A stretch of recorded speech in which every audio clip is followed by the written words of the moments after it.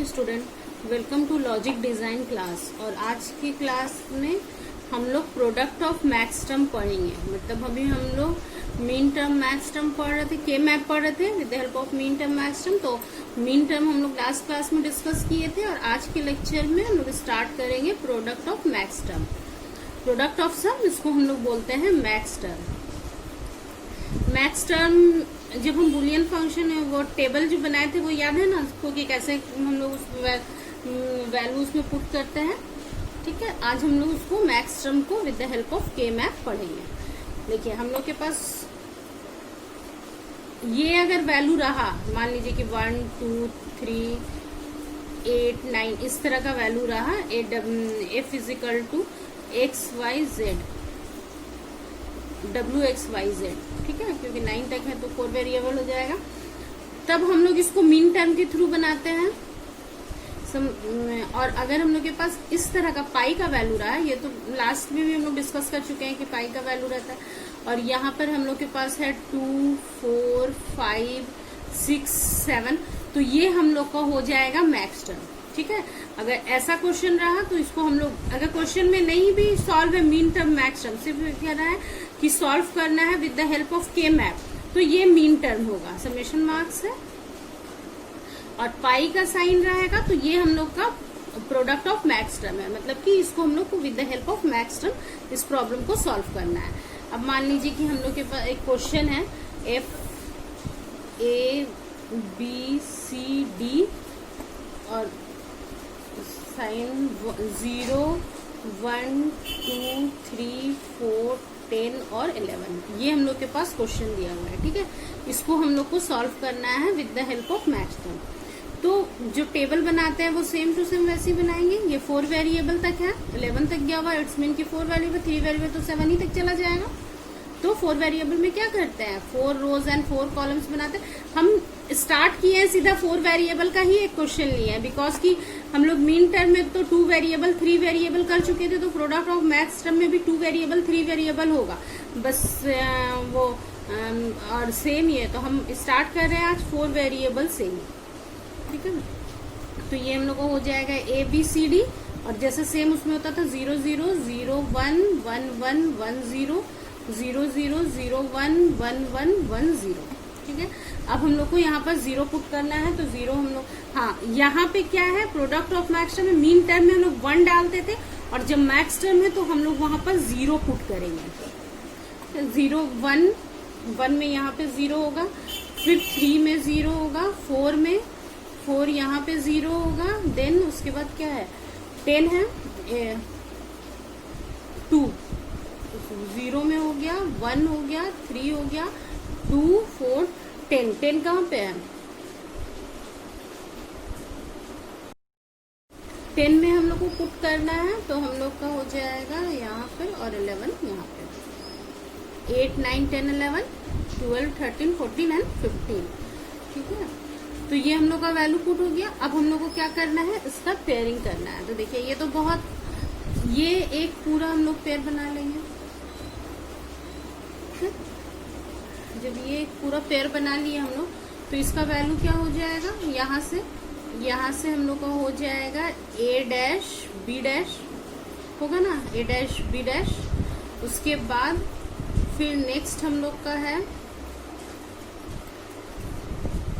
इसको कर लेते हैं, इसको चाहे तो इसको ऐसे इंडिविजुअली करके सिर्फ इसको कर सकते हैं, या फिर इसको इसके साथ भी कर सकते हैं, जिसमें हम लोग का मिनिमम नंबर ऑफ लिटरल करें तो वो हो जाएगा।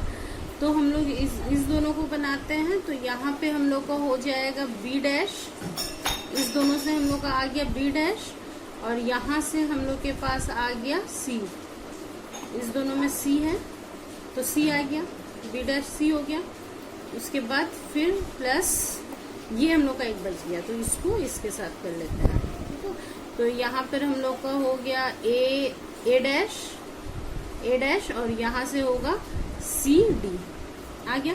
अब लेकिन हम लोग का ये क्या है, प्रोडक्ट ऑफ मैक्स टर्म है, और टेबल में याद है ना प्रोडक्ट ऑफ मैक्स टर्म में क्या होता है, तो ये हम लोग का ऐसे नहीं लिखाएगा, इसको हम लोग जस्ट उसमें हम लोग का प्रोडक्ट ऑफ मैक्स टर्म तो हम लोग जहाँ कर रहे थे वहां पर अगर 0 0 जैसे 0 0 0 था तो मीन टर्म में हम लोग का हो रहा था जब हम लोग मीन टर्म कर रहे थे तो हम लोग के पास हो रहा था 0 0 0 का x dash y dash z dash, ठीक है।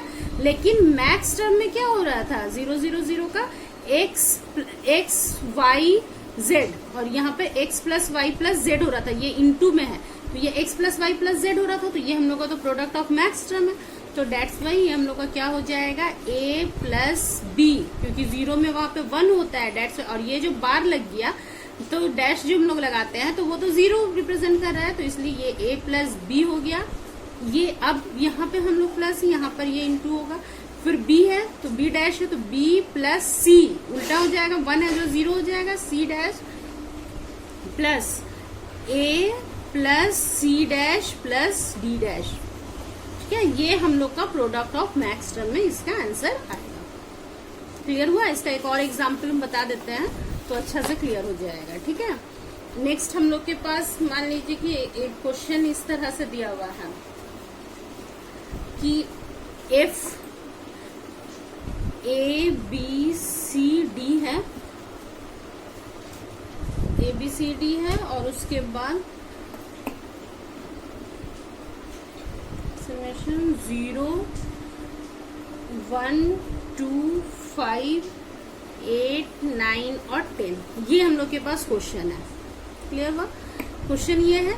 अब हमको इसमें क्या करना है कि एक नंबर क्वेश्चन दिया हुआ है कि मैक्स टर्म भी इसका फाइंड आउट करना है, sum of product and product of sum, sum of product, और 2 नंबर में है product of sum, product of sum, ठीक है। तो सम ऑफ प्रोडक्ट में हम लोग का क्या होगा, मीन टर्म होगा, और प्रोडक्ट ऑफ सम में मैक्स टर्म होगा। सम ऑफ प्रोडक्ट में मीन टर्म होगा और प्रोडक्ट ऑफ सम में हम लोग का मैक्स टर्म होगा। तो हम लोग को एक ही क्वेश्चन से दोनों फाइंड आउट करना, और हम लोग को टर्म दिया हुआ कि इसमें मीन टर्म में दिया हुआ है इक्वेशन, और हम लोग को क्वेश्चन में क्या है कि दोनों सॉल्व करना है। तब हम लोग इसके लिए क्या करेंगे कि एक बनाएंगे, पहले मैप बनाना शुरू करते हैं।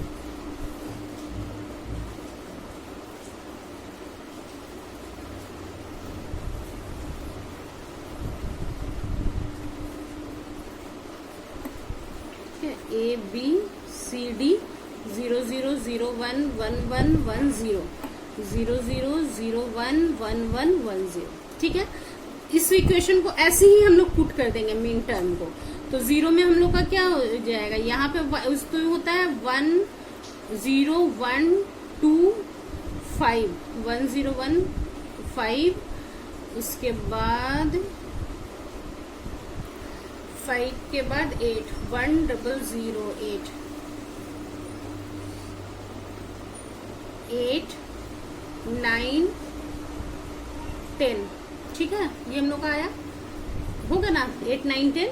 देखिए इसको एकदम याद कर लीजिए, 0 1 2 3 4 4 5 6 7 8 9 10 11 12 13 14 15, क्योंकि 15 का 1 1 1 1, अभी कैसे हो रहा है कि ये 1 ये 1 1, तो ये 15 हो रहा है, इसलिए ऐसा हो रहा है। ऐसा कुछ नहीं कि मतलब ऊपर नीचे ये है, 8 1 0 0 8 होता है, डेट्स वाई ये ऐसा है।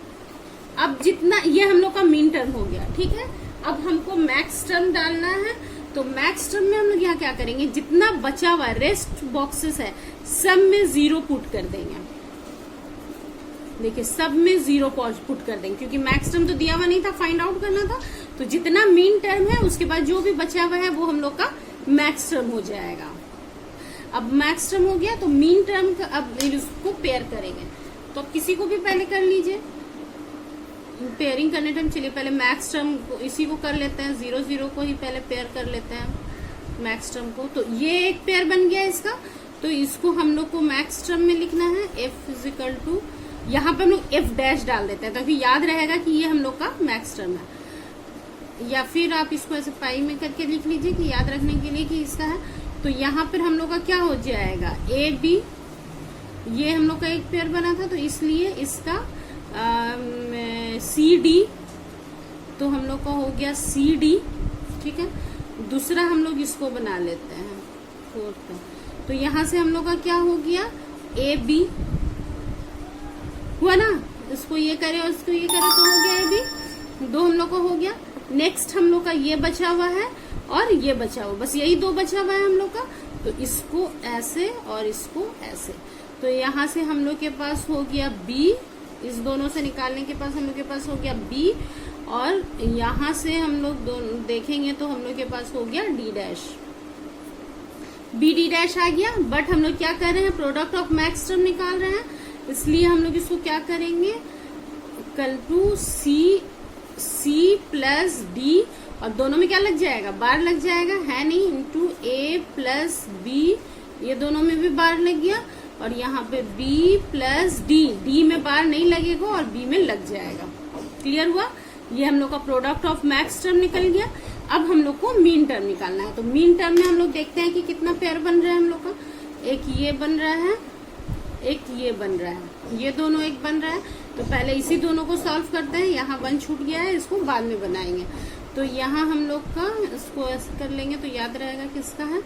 तो यहाँ पे इस दोनों से हम लोग के पास आ रहा है, दोनों में B डैश, और इधर से आ रहा है हम लोग के पास C डैश। तो B डैश C डैश बन गया इस दोनों का। यहाँ पे C डैश है, यहाँ पे C डैश है, यहाँ पे देखिए B डैश है और यहाँ पे B डैश है, डेट्स वाई ये हम लोग का B डैश C डैश आ गया। उसके बाद नेक्स्ट हम लोग का ये दोनों 1 बचा हुआ है, तो ये दोनों 1 के लिए हम लोग कॉर्ड बना लेंगे इस तरह से। तो यहाँ पर हम लोग का हो गया इस रो के लिए और इस रो के लिए। तो इस रो के लिए हम लोग के पास हो गया B डैश, देखिए यहाँ पे B डैश है, इस B डैश है, तो दोनों रो के लिए हम लोग के पास B डैश हो गया। अब सॉरी कॉलम से हो गया, इस दोनों रो का हो गया। अब कॉलम ये वाला और ये वाला, इस दोनों में हम लोग के पास है D डैश, है ना, इसमें इस दोनों में और इस दोनों में। तो ये हम लोग के पास क्या है, D डैश है, तो ये हम लोग का D डैश हो गया। तो हम लोग का F इजिकल टू ये D dash C dash into B dash D dash. क्या क्लियर हुआ? जो प्रॉब्लम, इसको प्रैक्टिस कीजिए और जो प्रॉब्लम होगा वो हमको कमेंट करके पूछिए। Thank you.